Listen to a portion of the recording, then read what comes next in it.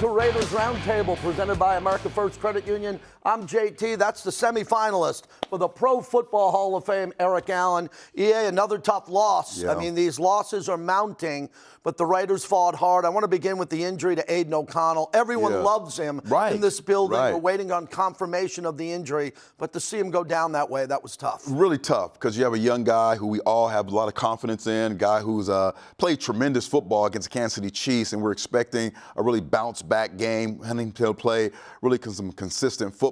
And just unfortunate. And he had some great drives in the game, and of course, other players really stepped up throughout the game, but just unfortunate that we're not able to get on the winning side this week. Well, we got three big things. I want to begin with the drive in the second half. It really was the best of the Raiders' complimentary football until the turnover. You wanted to break this down. What'd you see in that drive? Yeah, I think this is kind of a microcosm of what the season has been like. You know, we have an opportunity to have our quarterback in, being able to just kind of push the ball down the field, make some really critical plays to continue to keep the ball away. Long, significant drive. Sincere McCormick, who played fantastic, running the football effectively. Everything seemed to fit. You see this here? This is a nice drive here. He's running with his pads up front, falling forward, which we always love to see. See here, the passing game really works well. You're dumping it off to Big Mike, who had a really incredible game, had 9 targets, 5 receptions outside. Look at this running back, hitting that hole. These are the things that a professional football team does successfully. Look at the route pattern. You have so many outstanding route patterns in this one drive. And then at the end, the right pattern, they send some pressure here, and you're not able to really You want that ball back. I know it's a 50-50 ball, but that's we call a return route, where Brock is going outside and he's going to kind of whip back in. That's a route that he's had success in before. Todd Bowles had his guys ready for that. That's one of those plays where you hope that Aidan would throw the ball away to at least live another day and have an opportunity to get some points. But that right there, that drive, you saw the run game. You saw the passing game. You saw the offense and how they were trying to attack the Tampa Bay Buccaneers. But it always comes down to maybe that one play where your football team needs to maybe throw the ball away under that pressure.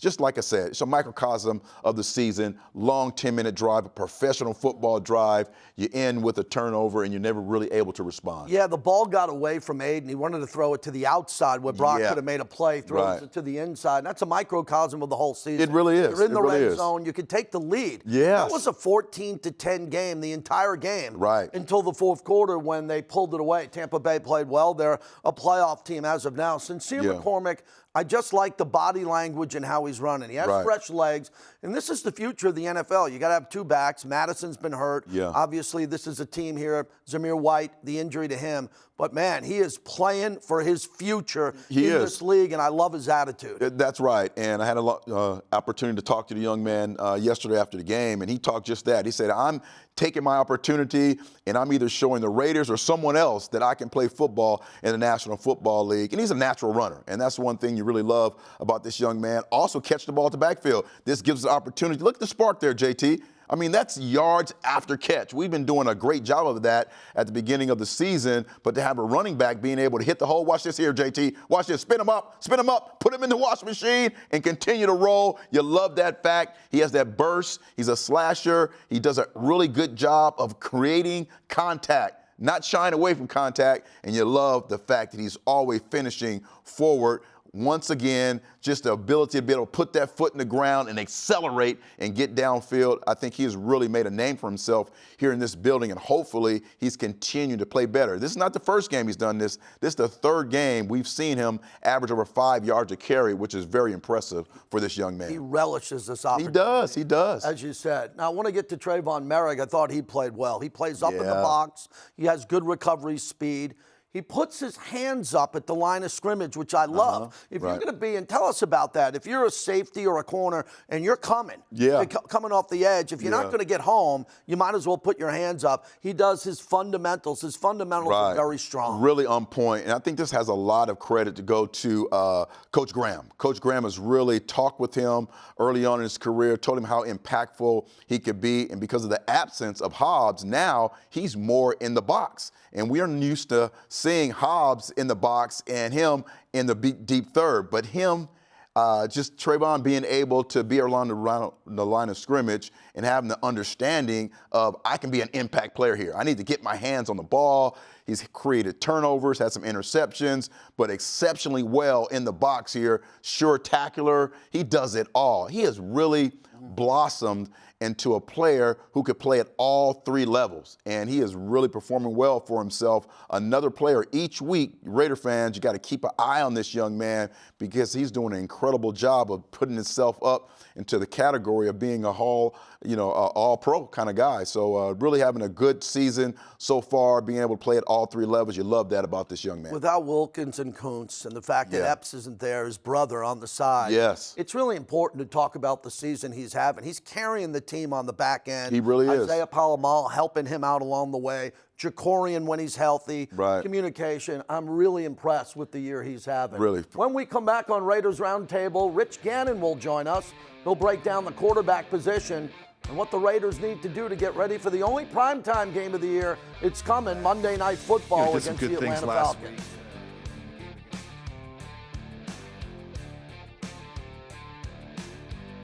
Raiders Roundtable is brought to you by America First Credit Union, the official credit union of the Las Vegas Raiders.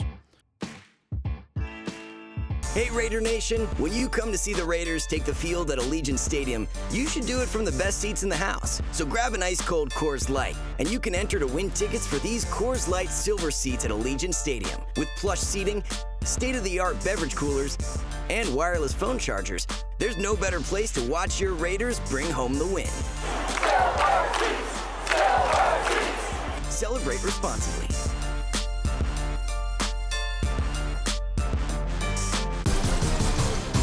Dude, you're looking ice cold. You look ice cold, bro. Guys, somebody's coming. Somebody's coming. Let's do it. There comes a day When I'll be the one you dream. it's gonna. It's gonna be Ray. Dude, are you crying?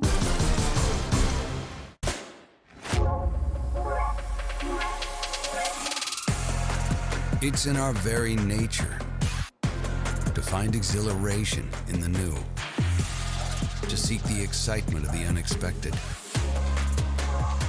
an endless yearning to experience what lies beyond the everyday.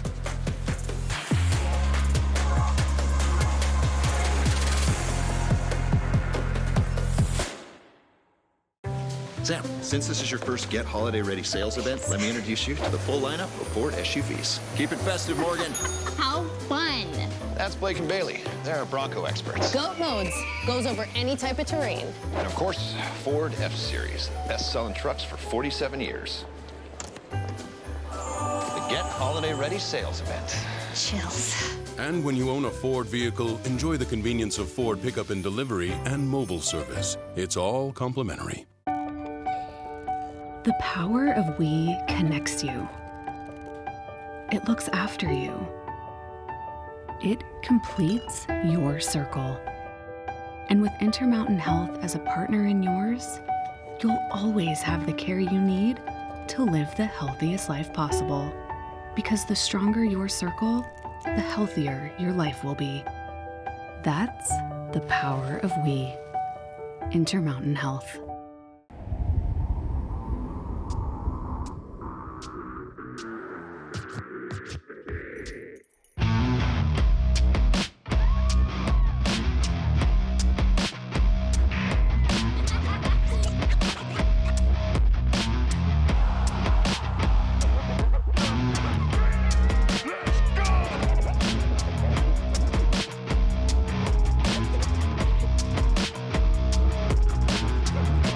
Celebrate 65 seasons of Raiders football. Be a part of our legacy with a special edition brick featuring the exclusive 65th anniversary logo. Get your brick installed at Allegiant Stadium along with a replica for your home or office. Order now and support the Raiders Foundation, benefiting military and veterans, wellness initiatives, and youth development. Secure your place in Raiders history today at RaidersFoundationBricks.com. Welcome back to Raiders Roundtable. Let's welcome in our former MVP, Rich Gannon, who joins us every week. And Rich, let's begin with the injury to Aidan O'Connell. How'd you see it in real time? Big loss for the Silver and Black.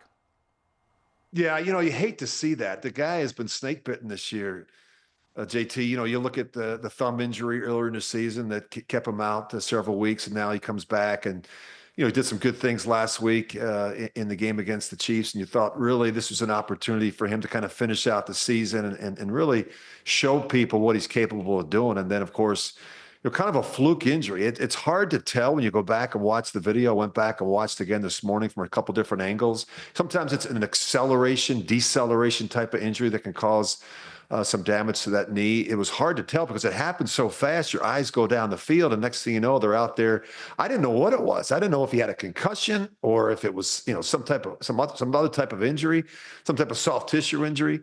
But it didn't look good when they put that air cast on him, and I just feel for this kid. This kid has been through a lot. He went 5-5 last year as a rookie with a lot of change around him, and I don't think the final chapter has been written with regards to Aidan O'Connell. I think the kid can play. There's no question in my mind. Now, whether or not he's going to be the franchise quarterback next year, whether or not the Raiders are going to get a quarterback, which I'm sure they will, I think this kid's got a chance to develop. It's just unfortunate that he's had so many setbacks here in his second season.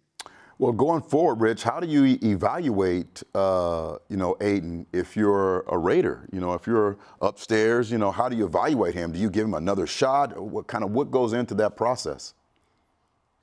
Well, I think the quarterback room is going to look a lot different next year. And my sense is that when they set out the chairs, he's going to have one. Now, my sense is he'll probably be the back. If it were me, I'd definitely have him on the roster next year. I think he'd be a great backup quarterback, and let him compete for the starting job. I mean, you probably draft a quarterback, let them compete, let them go at it, let them figure out how this thing's going to work out. So, we're seeing a lot of young quarterbacks come into our game and play. You look at Jaden Daniels, the success that he's had in Washington. Caleb Williams has had some good moments and some bad moments. Bo Nix, in our own division, guys, has really played well, and he was the 12th overall pick in the draft. I just think I think what's most important for the Raiders moving forward, to finish out the season, we talked about this last week, with some momentum, some confidence as you head into the offseason, and then to really go out and do their due diligence and find the right quarterback for this team. And I think it involves the identification. Who is that player?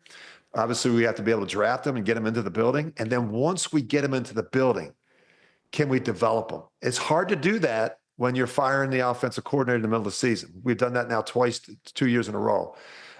We need some consistency in the building. We need some consistency with the staff. And we have to be able to get this one right. You can't keep missing at that position because it's just too hard. We're having to compete with Patrick Mahomes every year. We're having to compete with Justin Herbert. And now we have to compete with Bo Nix.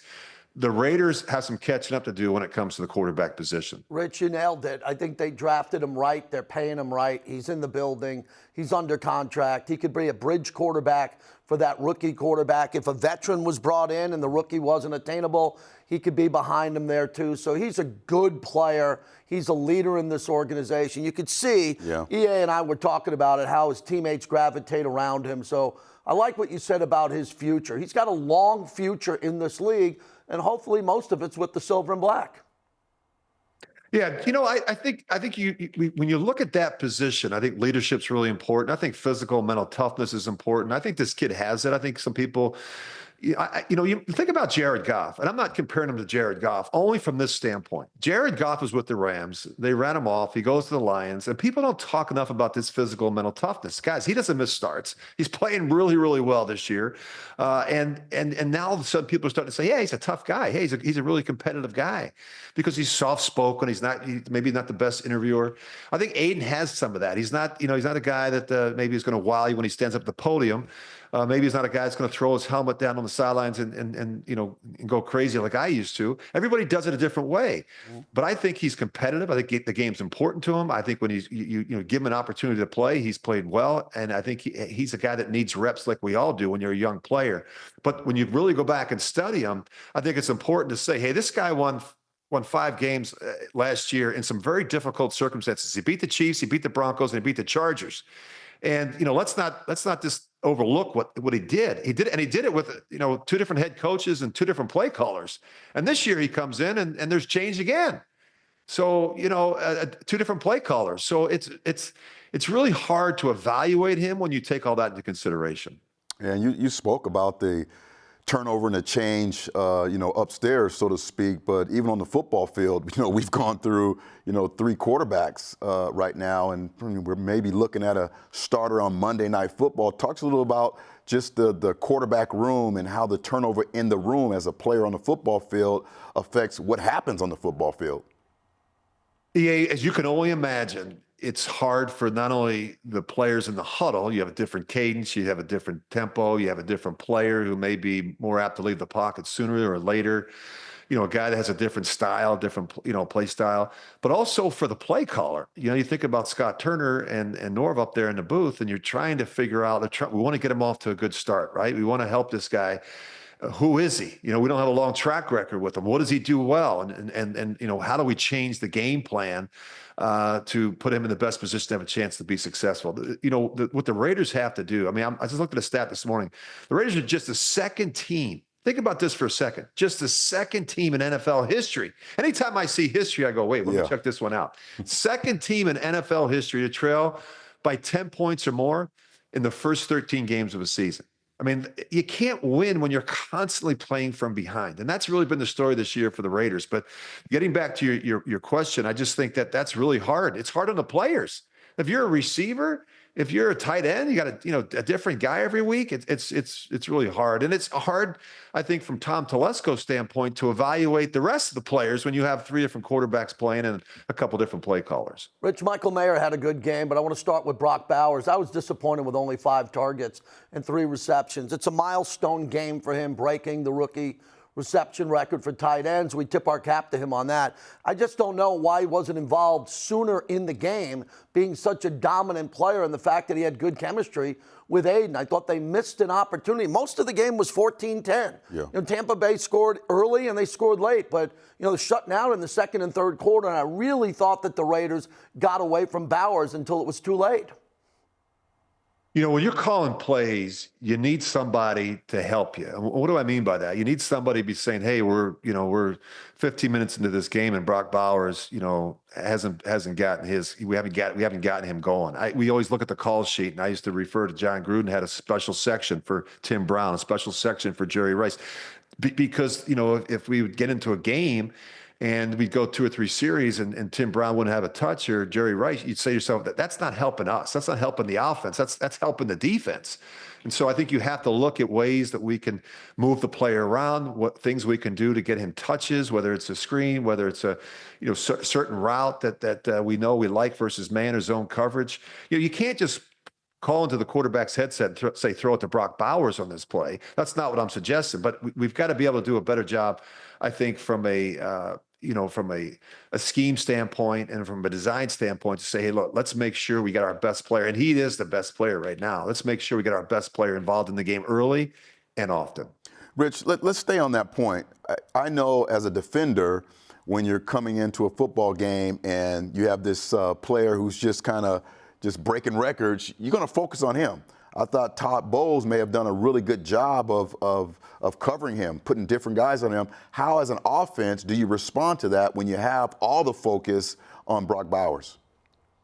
Yeah, Brock Bowers has brought some of this on himself. Think about that. Exactly. Right? When you go out there and you're targeted 14 times in a game and you're catching 10 balls and you're breaking these records, each and every week, then teams are going to start saying, what do we have to when we play the Raiders?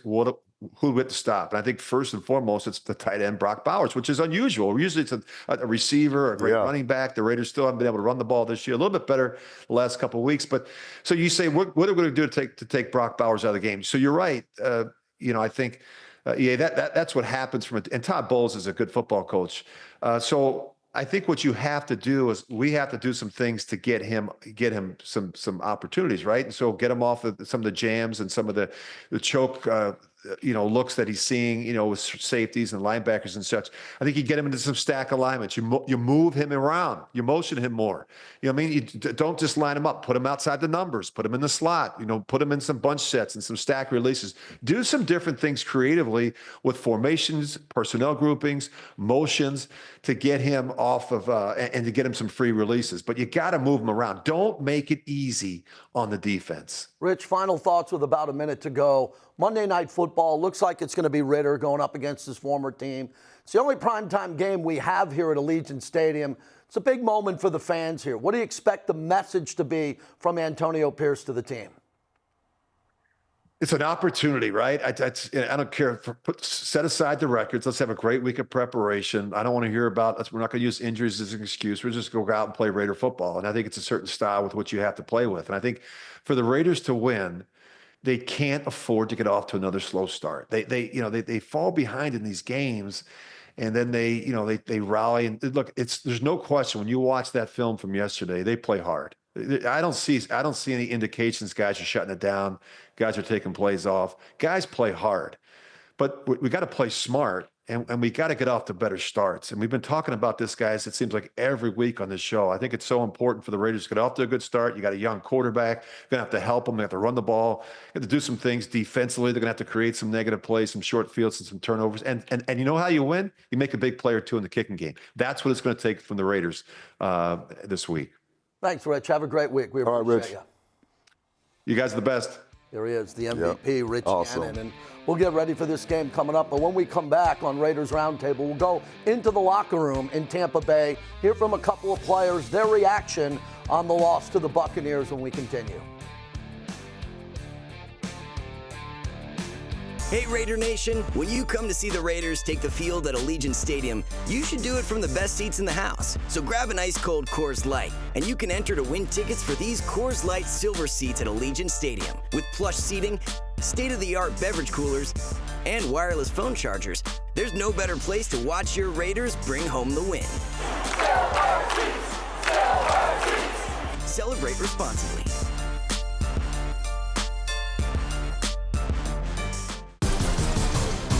Dude, you are looking ice cold. You look ice cold, bro. Guys, somebody's coming. Somebody's coming. Let's do it. There comes a day When I'll be the one you dream. it's gonna. It's gonna be Ray. Dude, are you crying? Sam, since this is your first Get Holiday Ready sales event, let me introduce you to the full lineup of Ford SUVs. Keep it festive, Morgan. How fun. That's Blake and Bailey. They're our Bronco experts. Goat modes goes over any type of terrain. And of course, Ford F-Series. Best-selling trucks for 47 years. The Get Holiday Ready sales event. Chills. And when you own a Ford vehicle, enjoy the convenience of Ford pickup and delivery and mobile service. It's all complimentary.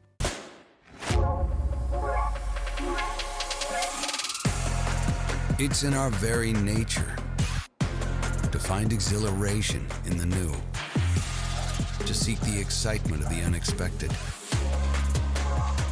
an endless yearning to experience what lies beyond the everyday.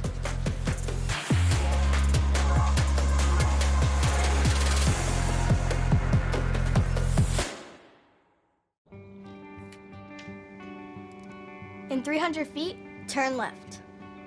With Cox's fiber-powered internet, you can do brilliant things. Exit approaching. Like upload your voice to Dad's GPS in no time flat. And I miss you, Daddy. Happy birthday. Get multi-gig download speeds powered by fiber. Upgrade your internet today with Cox, the nation's fastest internet provider.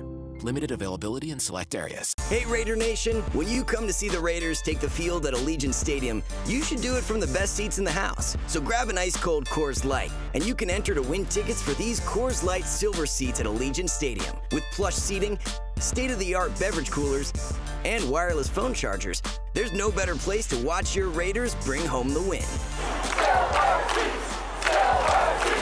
Celebrate responsibly.